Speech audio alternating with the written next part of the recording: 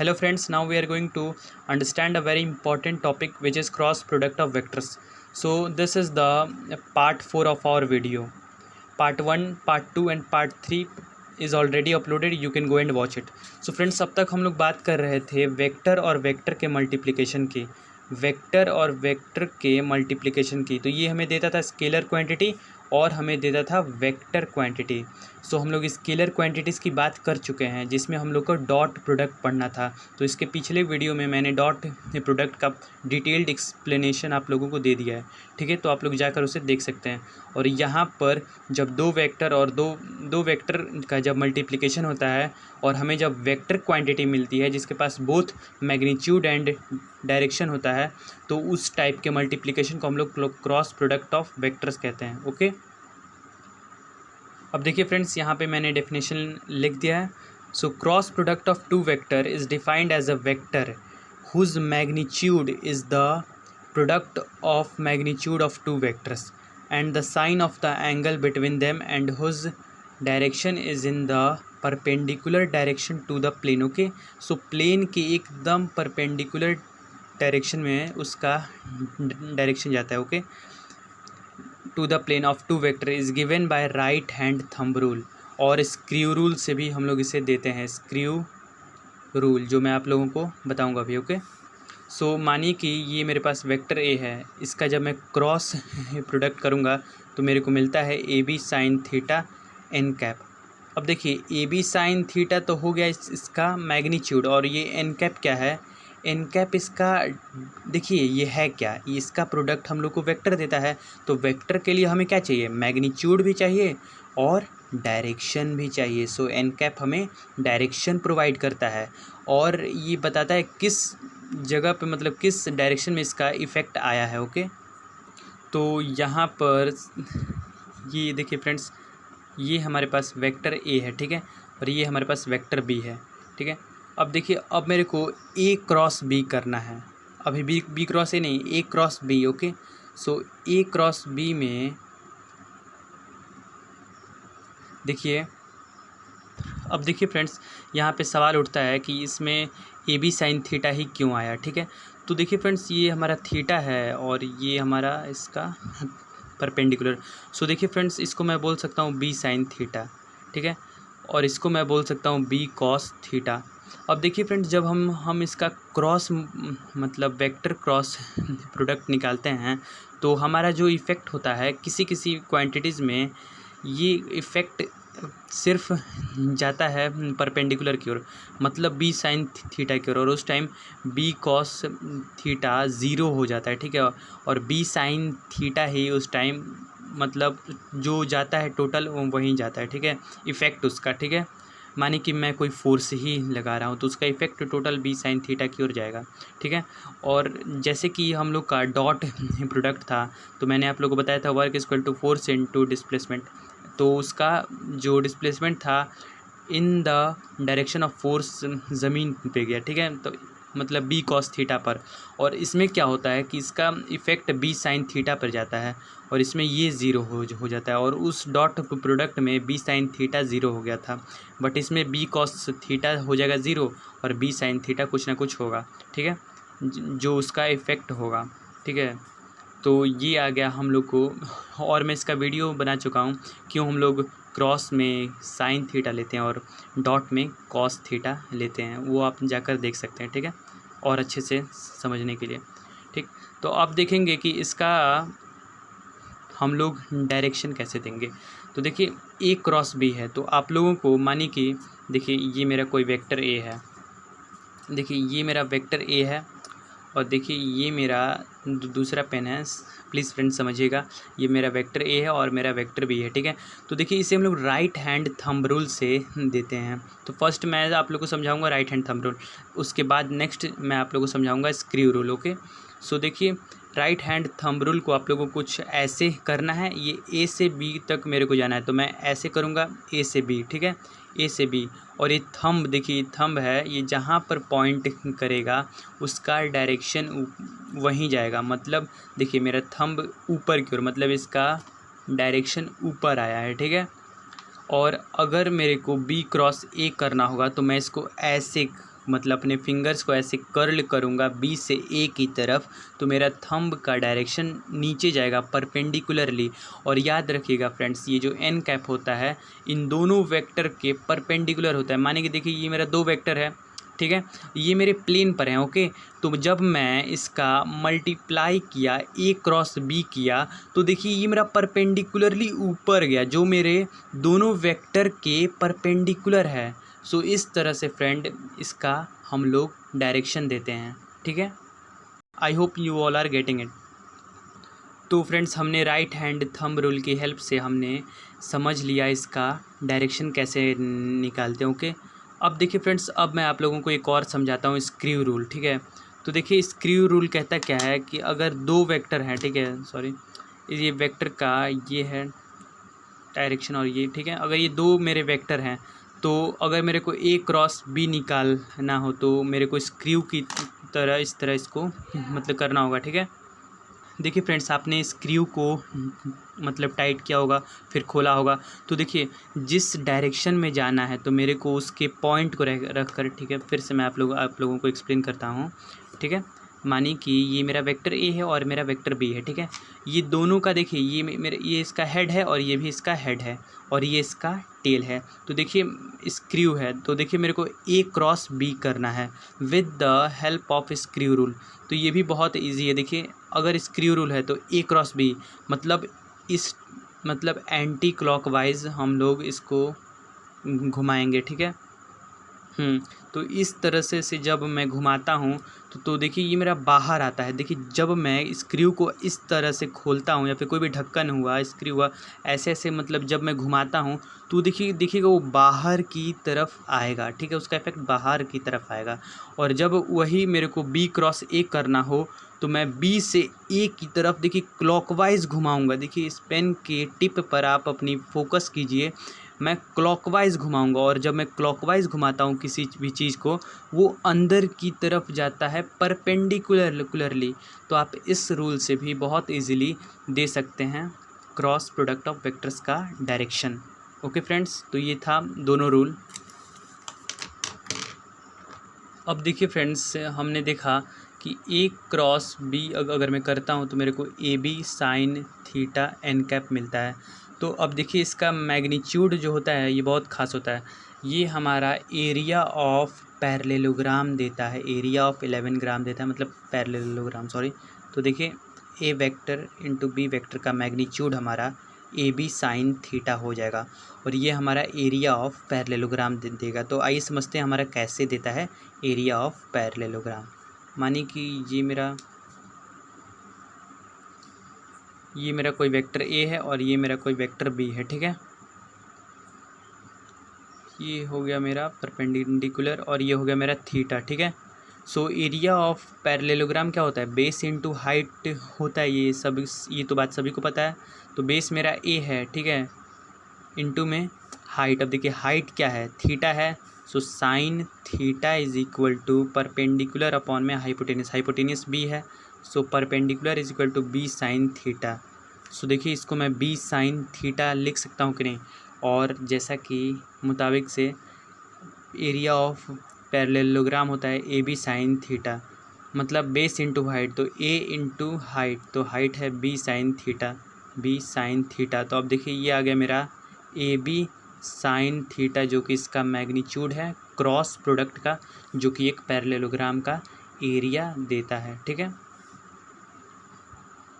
अब देखिए फ्रेंड्स, अगर आप लोगों को ट्रायंगल की एरिया का बात करना होगा, सो 1/2 इंटू बेस इंटू हाइट इसका होता है, मतलब इसका हाफ आप लोगों को करना होगा। जैसे कि मेरे पास ये एक ट्रायंगल है, ठीक है, फिर से आप लोग समझ लीजिए, ये मेरे पास कोई वेक्टर ए है और ये मेरे पास कोई वेक्टर पी है, मानिए, ओके, ठीक है।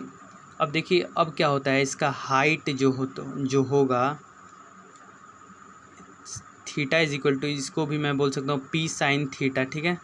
Sorry for the bad hand writing, मैं यहाँ पे इसको पी साइन थीटा से डिनोट कर ले रहा हूँ, आप लोग समझ जाइएगा, ठीक है। सो इसका होता है 1/2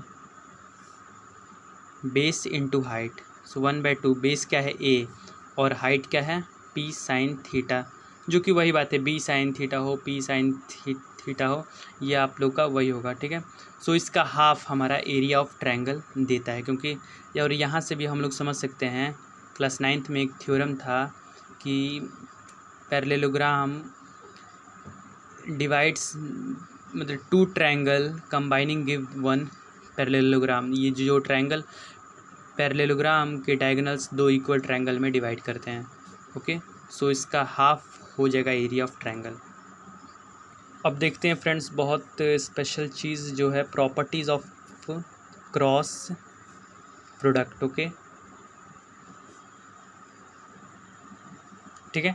सो देखिए पहली प्रॉपर्टी हमारी क्या कहती है, बहुत ध्यान से समझिएगा फ्रेंड्स, बहुत इंपॉर्टेंट है। पहली प्रॉपर्टी हमारी क्या कहती है, देखिए अगर ए क्रॉस बी है is equal to minus B cross A हो जाएगा।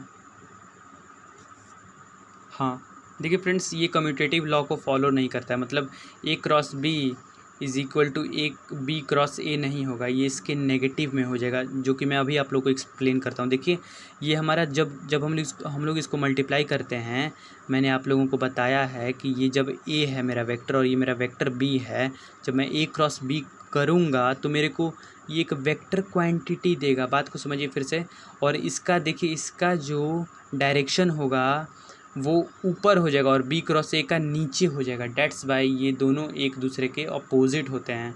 सो ये एंटी कम्यूटेटिव होता है, कम्यूटेटिव लॉ को फॉलो नहीं करता है। सो आप ए क्रॉस बी को माइनस बी क्रॉस ए भी लिख सकते हैं, not B cross A, minus B cross A, okay. So second है, देखिए it is distributive, it follows distributive law.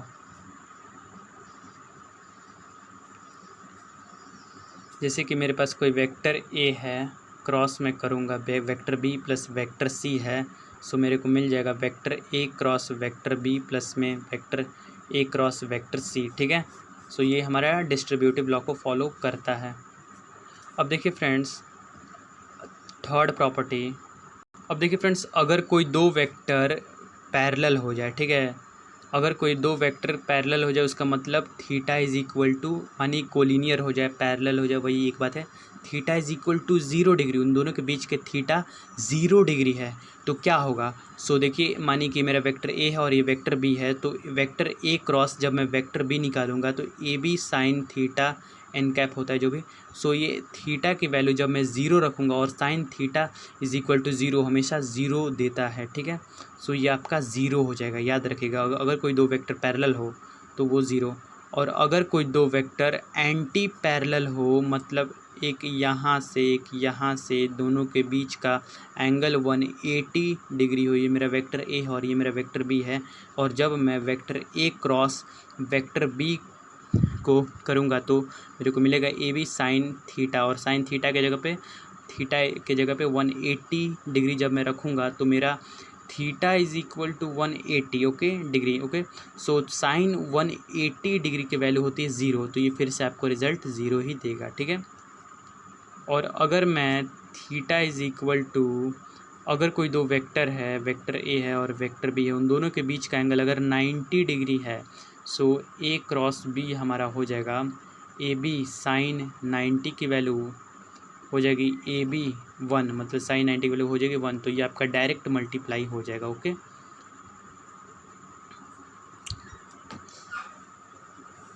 अब देखिए फ्रेंड्स, अब हम लोग समझेंगे how to find the angle between them, how to find the angle between the two vectors. So दो vector के बीच के हम लोग एंगल को कैसे फाइंड करेंगे। मानिए कि वेक्टर ए है, क्रॉस कर रहा हूँ मेरा वेक्टर बी, तो मेरे को मिल रहा है A B sine theta N cap, ठीक है। So vector A cross vector B, ठीक। सो फ्रेंड्स देखिए हमें साइन थीटा चाहिए, इन दोनों के बीच का एंगल। अब देखिए ये जो ए बी है, इसको जब मैं क्रॉस प्रोडक्ट करूँगा तो इसका जो भी डायरेक्शन आएगा, क्योंकि ये वेक्टर क्वांटिटी है, सो ये वाला डायरेक्शन यहाँ जाकर इसको कैंसिल कर देगा, मतलब ये हो जाएगा mod of A cross B upon में ए बी, ठीक है।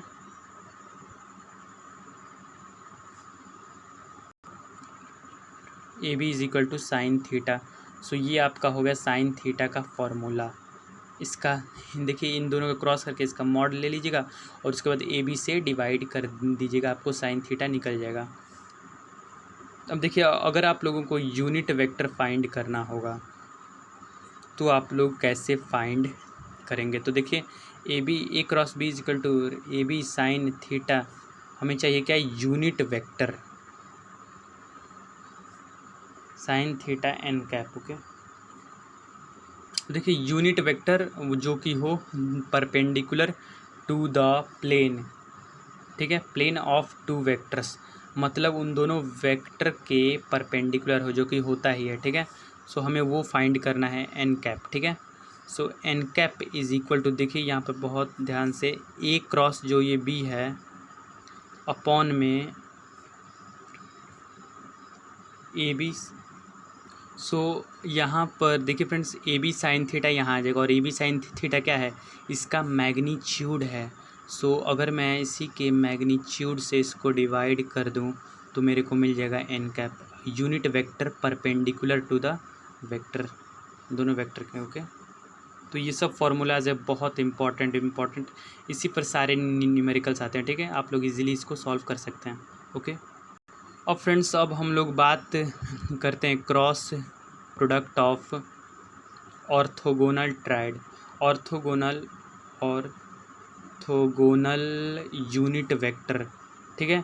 तो ऑर्थोगोनल यूनिट वेक्टर क्या होता है, वही होता है आई कैप, जे कैप और के कैप, जो मैंने पिछले वीडियो में बताया था। तो देखिए फ्रेंड्स ये हमारे पास एक्स एक्सिस है, वाई एक्सिस है और ये हमारा जेड एक्सिस है। इस पर हमारा वाई आई कैप, इस पर जे कैप और इस पर के कैप है, ठीक है। तो आई कैप, तो अगर मैं आई कैप इंटू आई कैप करूँगा या फिर जे cap into J cap cross जे कैप करूँगा या के कैप क्रॉस के कैप करूँगा, sorry for the bad hand writing, तो मेरे को ये मिल जाएगा ज़ीरो। क्यों ज़ीरो मिलेगा, देखिए I cap into I cap, तो मैंने क्या बताया था, अगर theta is equal to zero और साइन 0 डिग्री की वैल्यू हमेशा ज़ीरो होती है, तो आपका ये ज़ीरो आ जाएगा, ठीक है, क्योंकि सब सेम डायरेक्शन में वेक्टर का प्रोडक्ट हो रहा है, ठीक है। अब देखिए I cap into J cap is equal to क्या आएगा, J cap into K cap, देखिए क्या आएगा, और के कैप इंटू आई कैप क्या आएगा, ठीक है।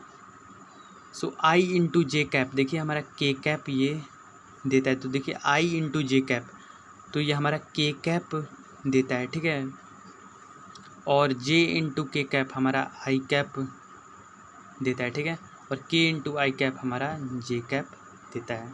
ओके,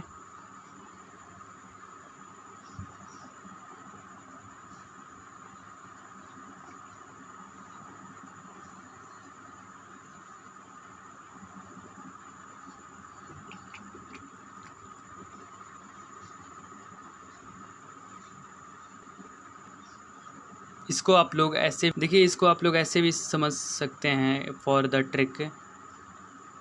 अगर ये ऐसे है, ठीक है, अगर ये हमारा आई कैप है, अगर ये हमारा जे कैप है और ये अगर ये हमारा के कैप है, सो क्लॉकवाइज जब आते हैं तो देखिए आई क्रॉस जे हमें के देगा, जे क्रॉस के हमें आई देगा और के क्रॉस आई हमें जे देगा, ठीक है। और ठीक इसका उल्टा जब हम लोग जे क्रॉस आई करते हैं तो हमें माइनस के मिलता है, और अगर मैं के क्रॉस जे करूं तो हमें माइनस आई मिलेगा, आई कैप, और अगर मैं जे क्रॉस आई करूं तो हमें, और अगर मैं जे क्रॉस माने कि के क्रॉस जे करूं तो मेरे को मिल जाएगा, देखिए के क्रॉस जे मतलब माइनस का आई, ठीक है। तो ये हो गया आप लोगों का कुछ मतलब कैसे हम लोग प्रोडक्ट करते हैं cross product of orthogonal unit vectors. Okay, अब देखिए फ्रेंड्स अब हम लोग देखेंगे how to calculate it cross product of vector of the vectors.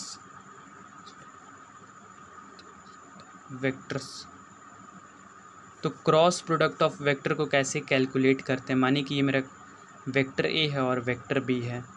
So vector ए में मेरा ए एक्स आई कैप प्लस में ए वाई जे कैप प्लस में ए के कैप,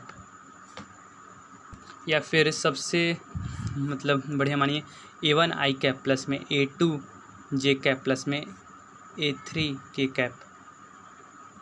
ठीक है, अब देखिए, अब हमें इसका क्रॉस प्रोडक्ट करना है B one I cap plus में B two J cap plus में B three K cap. Okay, so देखिए क्रॉस प्रोडक्ट जब हम लोग करते हैं तो देखिए सेम का तो हमारा ज़ीरो हो जाता है, ये आप समझते हैं।